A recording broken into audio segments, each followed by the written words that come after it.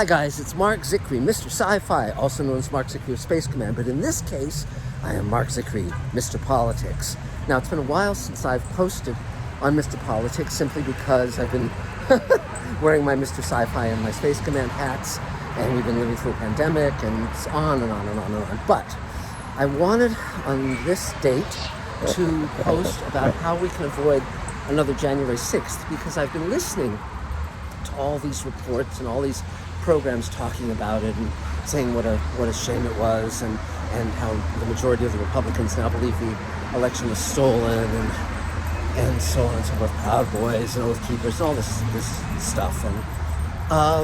And the challenge, of course, now is that the different parties believe different histories, different narratives, but they're not. But the mistake they're making in the news is they're sort of having them be equivalencies, and they're not, because the Democrats are recognizing the reality that, Biden won the election, and, there was an attempted coup on January 6th, and it was instigated by the President of the United States, and the Republicans believe that the election was stolen, and that's not out of thin air.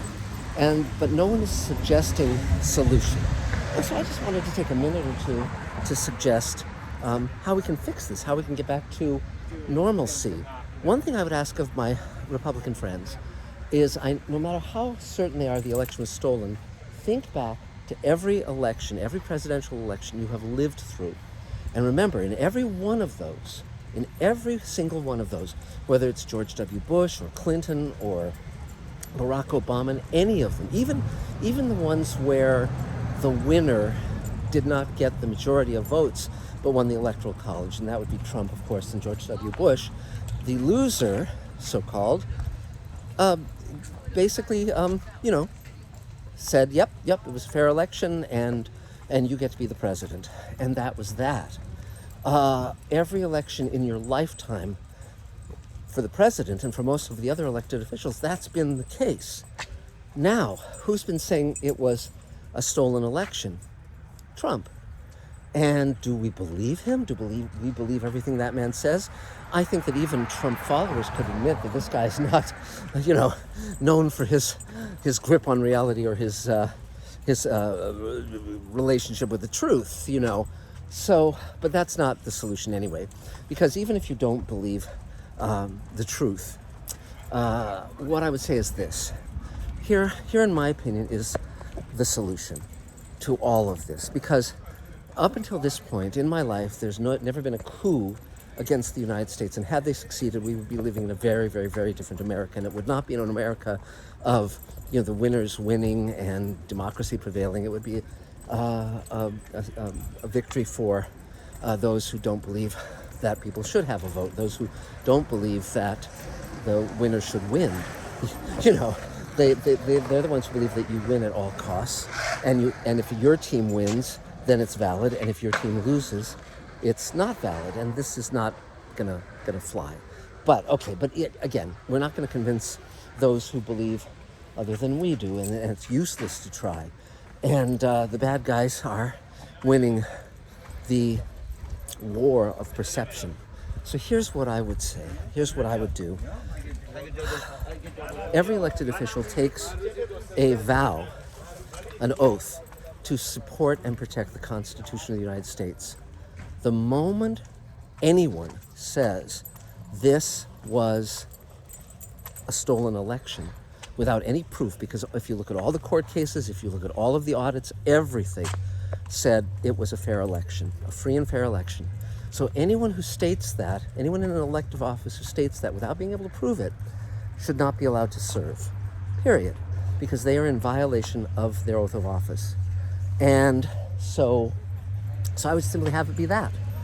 No congressman, no senators, no president, nobody can lie about something as important, as core as our democracy. Because the moment you believe that we don't live in a democracy, you've robbed the democracy of its validity. And that's not acceptable. That, in my opinion, is treason.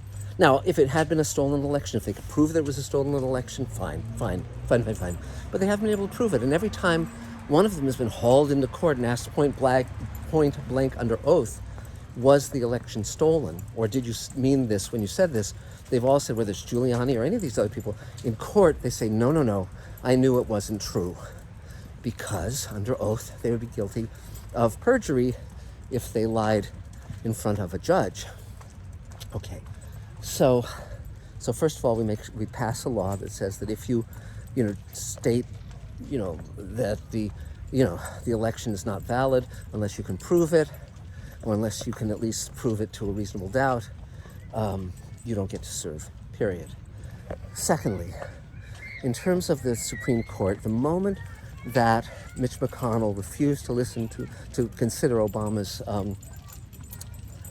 candidate for Supreme Court, the whole process of choosing Supreme Court justices became invalid. It became corrupted. And what we're really talking about is the corruption of all of these systems. I believe that bribery is, working very well within our,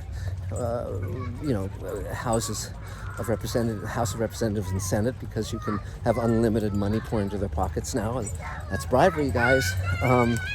And the courts, I think, are extremely corrupt and extremely partisan. So here's what I would say about that, how to fix it. The first thing you do is you impeach the Chief Justice of the United States, Mr. Roberts, because one of his principal duties was to be the judge in the impeachment trials of Donald Trump. Now, as a judge, the moment the Republicans came out and said, oh, we've already decided how we're going to vote in this trial, he should have basically recused all of those people.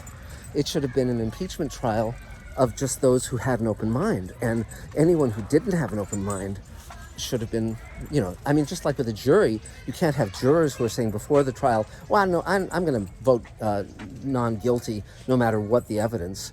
You wouldn't allow that person to serve on a jury. So Roberts basically was derelict in his oaths and in his duties. And so he should be impeached. And then you'd go from there. You'd basically figure out how to get back to a point where, the House and the Senate are required to at least approve or not approve a candidate for the Supreme Court. Anyway, that's some of it. But we'll talk about it more in part 2 of Mr. Politics soon. Bye, guys.